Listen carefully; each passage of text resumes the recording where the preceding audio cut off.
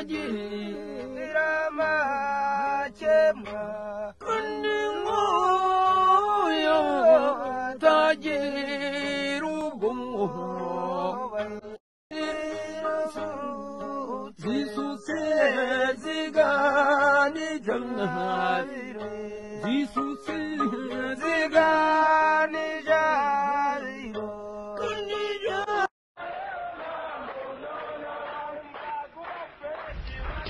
maze ku itariki ya 30 Nzeri mu mwaka w'1990 iryavuzwe rirataha.